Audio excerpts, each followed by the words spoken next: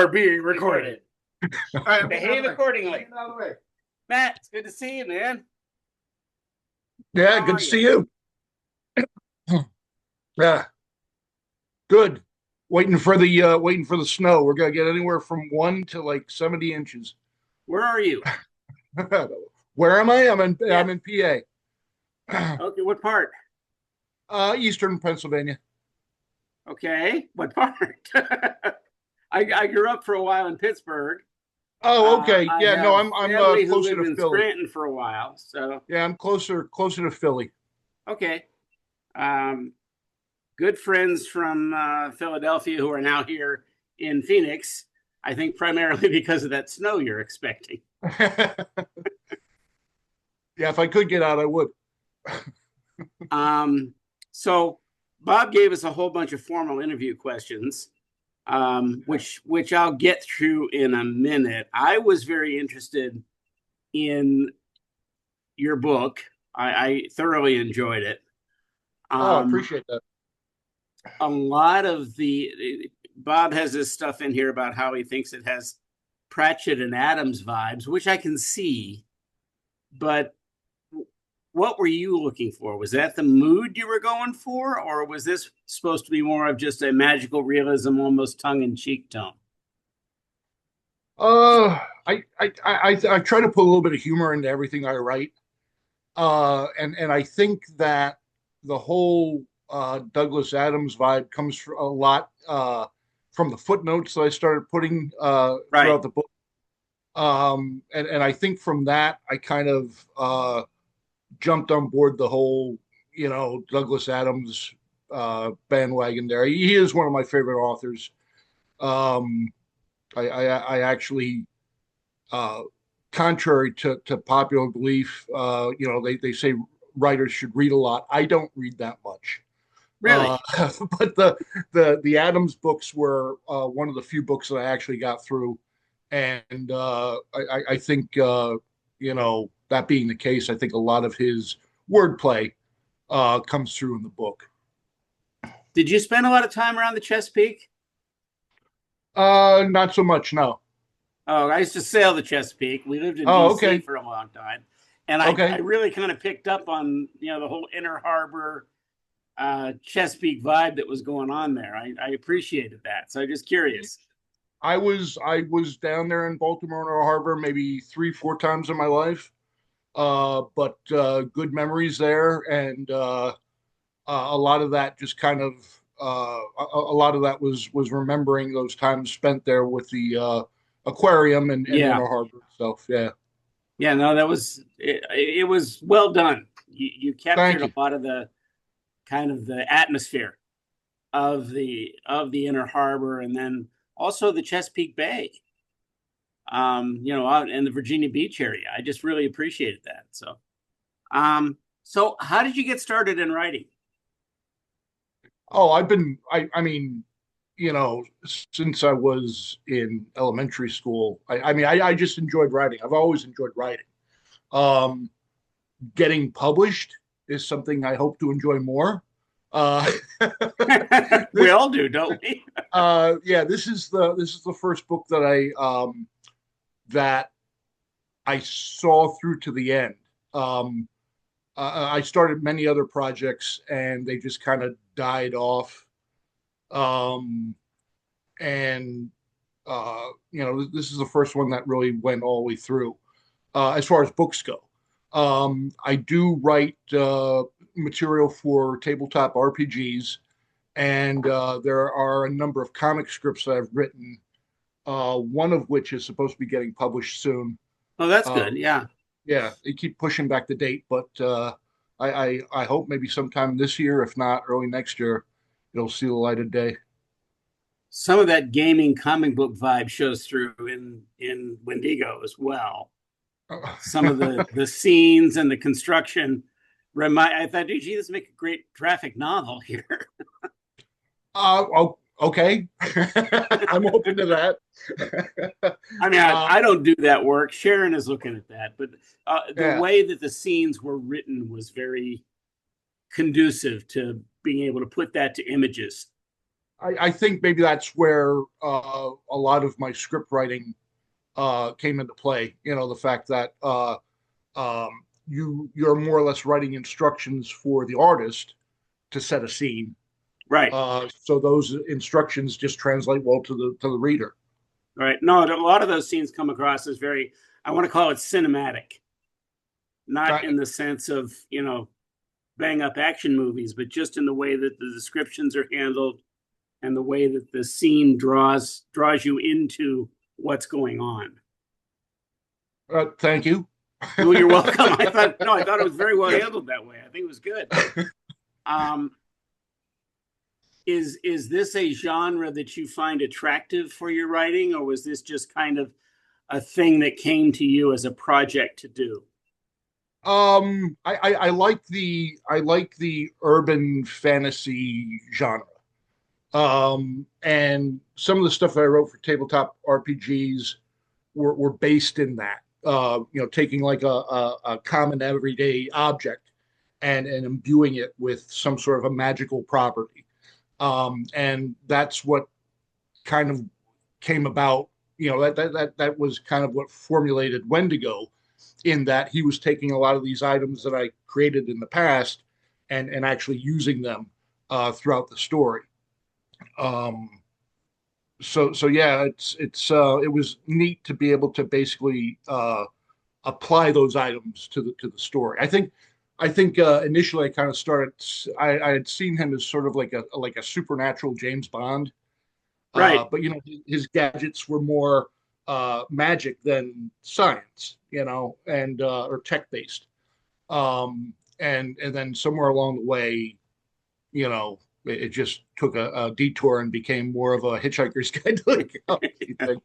I know that kind of, I don't say James Bond, but that vibe comes across with the gadgetry is this isn't what it seems to be, and there are Oh, multiple okay, yeah, things we can do with this. So yeah, yeah. that was fun too. Um, let's see what Bob has us talking about here. Curious, where did you get the name Wendigo? I just wanted something that sounded strange, to tell you the Oh, truth. okay. I don't know if Yeah, you know much about Native American I do. mythology. I Yeah. do. Yeah. So the Oh, Wendigo is kind of the Bigfoot of the yeah. East. Which makes, I think, the character even uh, more interesting in the fact that he's kind of more of a meek kind of guy. Certainly the opposite of what a Wendigo is. Yes. That's why I was wondering. It's like, okay, but this is an Yeah. odd name.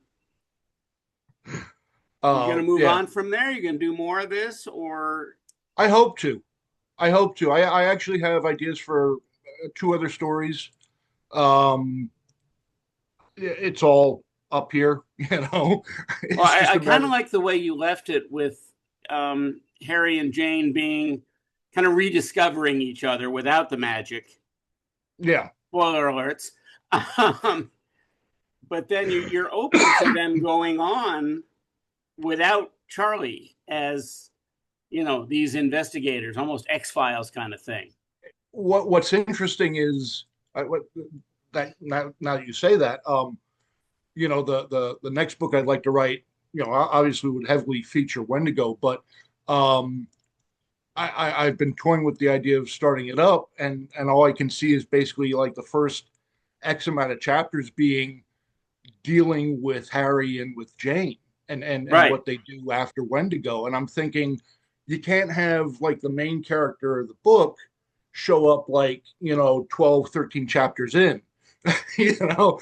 Well, you can, and that can be effective, but that's you've got to get your story rolling without Yeah. it, and then So there's a lot of uh, uh, information that I want to give as far as what's going on with Harry and Jane after the first book. But I know I have to stick Charlie in there at some point in time, obviously. yeah, no, and it could be just showing up at the very beginning, and said, "Hey, kids, we got a mission," that kind of thing. But Yeah, I was very happy to see that after the magic wore off, they could still find a relationship. yes. I think that was important to um, portray in the book to show that there was something there, that Yeah, magic just that this wasn't amplified it. purely just a magical Yeah, charm. Yeah, and the thing with them is they you know you go from say burning like a Roman candle to a flame. You know, it's still love. It's just not burning as hot as what it was before, and they're looking to get that back. But at the same yeah. time, every time they get closer, it's well, again, spoiler alert, right? Uh, um, yeah. It's okay. It's just us. Um, do you find that characters tend to take over and make their own story with you Oh, or in absolutely. spite of you? No, absolutely. Yeah, they wrote most of the book. Um, there was a period of time where I'd wake up at like 2 a.m. and they'd be having conversations without me in my head. Uh, No, I understand this and, completely. That's why I and asked. I and I appreciate that, because there's an audience that might not take that the right way. But no, I'd wake up at 2 a.m. with them giving me dialogue, and I'm like, okay, I guess I'm writing now. Yeah. And I had the luxury at the time to write until like 10 o'clock at night. And then I'd go to sleep, and 2 a.m. I'd wake up and they'd be talking again. So I'd say a good three-fourths of that book was written in that fashion. Right. Um, I just kind of love when that happens because then you're not so much writing as taking dictation yeah, no, in a way. yeah, you're a voyeur, just watching these characters do what they're doing, and I mean, truthfully, I didn't realize Jane was even going to be in the book until she was there. Uh, you know, That's kind um, of interesting because she's a pretty yeah, big part of the book. yeah, and she became this very uh, important piece because she kind of basically spurs Harry along when he's like, oh, maybe we should call it quits and just go back to our lives. And she's like, what do you mean? We got to We've keep come this going. We far. have to do this. Yeah, exactly. I gave up all that Yeah, corporate bullshit for you. yeah. So if Jane wasn't there, I don't know. It'd be a much shorter story, I guess. You'd probably find some other way to get it done. But I did love her character. She was sometimes the voice of reason, Yeah. and then sometimes like, no, let's just go Yeah. for it. Yes. Yeah. Yeah. She was definitely the let's continue the adventure type. Yeah, So and I also appreciated that she did have a lot of her own agency, to use a word that's overused in writing. She was a character who had very specific strengths and goals, and was not just kind of a standby. yeah. Uh, just there for the sake of there being a female Uh, there. I didn't want to do that. It was important that Jane, once she did appear, that she was her own person. yeah, and I don't see Harry and Charlie getting along without her as the buffer in between them. Yeah, right. Yes. You got to have that third wheel sometimes Right. to break ties. In the Yeah. very least. Um, how did this book idea just spring on you, or has this been something that you've been kind of mulling for a while? I think it's something I had a couple of false starts on. Um, I, I wrote, I don't know, maybe 20 pages of something that was similar to this, but the characters had different names, but it was same kind of partnership. It was a partnership with with a normal guy, 9 to 5 work week, and someone that was kind of more involved in the esoteric nature of things. And I think that was where the two characters were kind of born, even though they had different names at the time. But a lot of their mannerism came through in the pair, Harry and Charlie, in this book. Okay, because I find sometimes I will get to a point where either I can't make the story go forward, usually because I'm making the characters do something they don't want to do, or I've got an idea, but I have no, it's just this idea. Yeah, And then all of a sudden, a character will spring out and start talking. yeah. I don't know if that, Well, that was the process here or. no, I mean, I think that's important. I think it's important in the majority of things that I write, as far as like the comic scripts and uh, other stories. You have to kind of think about the character until you get him to the point where he starts talking to you. And once you have that, you have a story. You just got to let him talk, and you just got to get Tell the that down on story. paper. Yeah, yeah. Do you find the transition from comic and game writing, which to me is very script like, very, very screenplay like, to writing a novel to Oh be a yeah, difficult one? a lot more words. Yes. um, yeah, I mean, but the comic scripts and the game writing is more or less the skeleton behind the story. Sure. You Yeah. know, so once you have that in place, it's I'm not going to say it's easy to build upon, but certainly a starting point to build upon. Do you plot or do you write by the seat of your pants? I I both. Okay. Uh, yeah, sometimes what will happen is I'll have a plot point that I know I want to get to. Right. So then I just pants my way to that plot point. So it's a combination of both. I'm sort of the same way. I have friends who will do a 40,000 word outline for an 80,000 word book. And I'm like, just write the book. That's too much work. It's too It's it's too too much. hard. It's it's got to be fun. I mean, I treat it like a hobby, and if I'm not enjoying myself while I'm writing, there's no point to it. And all that research, all that bogged down. I mean, I'll research, but I'll research on the fly. Uh-huh. If I need something, I'll be like, okay, let me just wait here. Let me open up a couple of internet Google windows and whatever, and see what I can You got the find. magic answer box right there at your Yeah, hands. yeah. Oh, God bless the internet. Yeah. um, I picked up early on about the total disdain for corporate America. Is that someplace where you've worked, or is that just, uh, are you just I naturally an anarchist?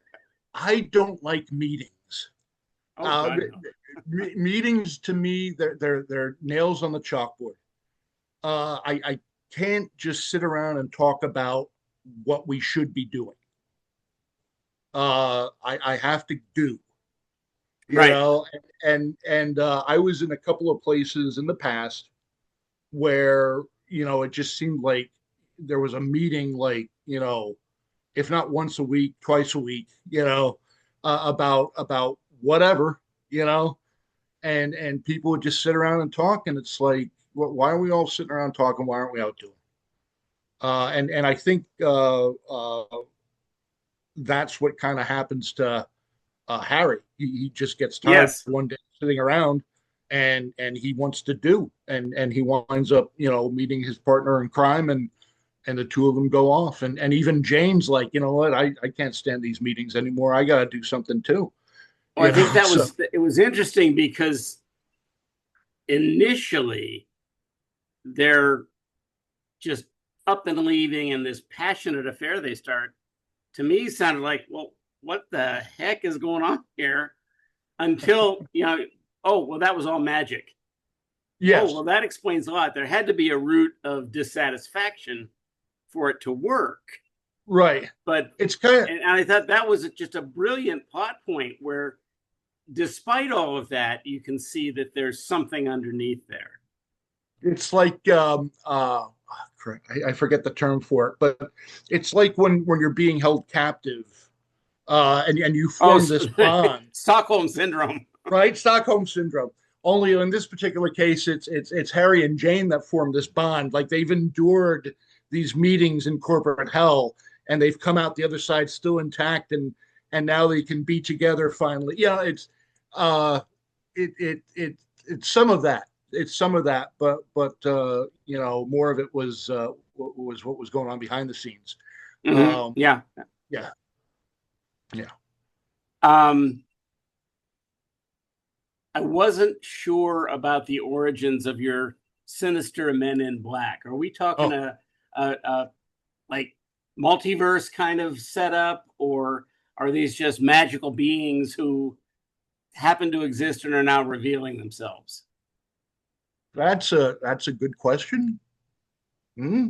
Um, Okay, maybe that's a plot for another book. I I mean, don't know. they're based they're based on the Men in Black from UFO folklore, Right. which I thought was very important to get through. It's not the Will Smith, Tommy Lee No. Jones Men in Black. It's the sinister agents that would show up after UFO sightings to try to intimidate people into believing that they didn't see what they actually saw.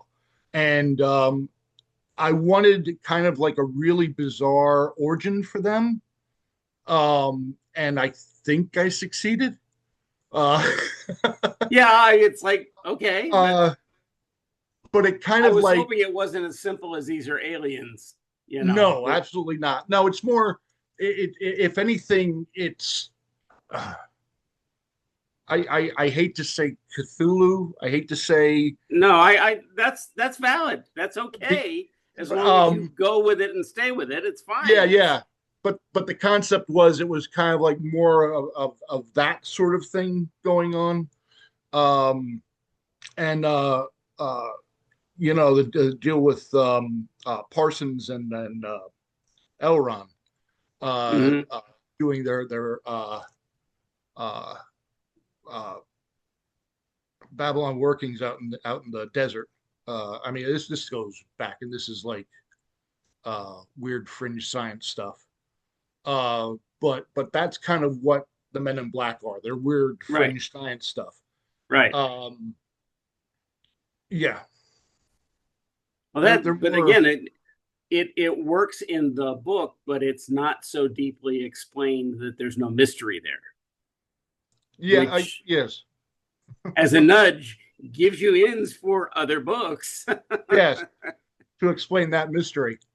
or But work on the mystery. You don't have to yeah, explain it; just yeah, reveal more about it as the team discovers more. yeah. Or leave it up to the reader to make their own. Uh, Yeah, well, that gets a little frustrating after a couple books, yeah, but it's yeah. okay. Oh, I hate that. I'm sorry, but I hate when the writer leaves too much up to the audience. So yeah, maybe I'll explain it in the next book.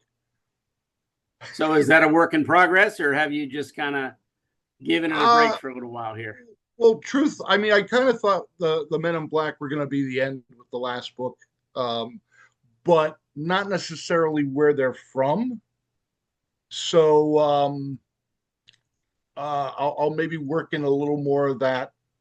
Uh, it's not a multiverse thing. I can't stand the multiverse thing that they got going on right now in every. They've made too much of a yeah, Uh, especially the Marvel thing. I but just can't get behind that. But uh, it's certainly some dimension, you different. know, some dimension I kind next of like door the stuff. Elder Gods idea. I mean, that's Yeah. more of a yeah. We're on a little different plane, but we've been around forever, and Well, I did plan for the Elder Gods to kind of show up in the next, not show up, but yeah, I get it. the, Make the their presence concept known. the concept will be there in the next book. Hint, hint. Well, I'm about out of questions. Like I said, I thoroughly enjoyed the book. I hope you get us another one before too terribly long. I know how long the process can be. Yeah. Not to push, but you know, um, we're hopefully going to get some good sales out of this when we take it down to Tucson. That's kind of our Oh, big okay. event, Oh, that's so neat. we'll be pushing it down there for sure. I'd love to get down there to, Hey, to one of these it's better events. than I don't. being in Pennsylvania in March. I'll tell Oh you yeah, that. yeah. Love to get down there like tomorrow, maybe. Yeah. But yeah, I don't know how I'm gonna swing it, but yeah, it'd be nice to visit you guys down there during one of these events Yeah, if I no, could swing that's it. those are kind of our big deal things. We've got several planned, and I'm going to be dragging your book along with me to an event I'm doing at the local library where I'm talking about point of view, Well, I appreciate that. and so there'll be some good examples in there of, the kind of multiple point of view character arc. You got a main Okay. point of view character, but you got multiple characters interacting. So Yes, I do. that's always good to teach from. Well, I appreciate that. I appreciate you taking that book along with you. Hey, that's part of what we do. I've been with Bob and Company for a long time, and I think I've got 8 or 9 books with them now. So we Okay. try to support each other here. That's a big part of this. So hopefully that's going to be a good experience for you. So far, it is, and Okay, good.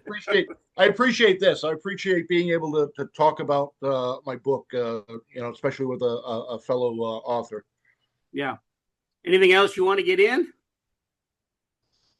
Uh, no, Plug your no, book, plug your future, whatever you want to do. no. I mean, yeah, I wanna the book. Please buy the book, right? Right. That's what That's this what is we're all here about. for. It'd be That's what we're nice here to, for. be nice to see some reviews. Let me know that there are people out there that actually like what I'm doing, and I'll continue doing it. Yeah, yeah. Um, That's kind of yeah, the biggest reward is when people are willing to shell out their beer money to read your yeah, book. absolutely, absolutely, yeah. All Um, right. Well, it's been great talking with you, Matt. We'll look forward to great things in the future here. Appreciate talking with you. Thank you very much for this All opportunity. right. No trouble. I'm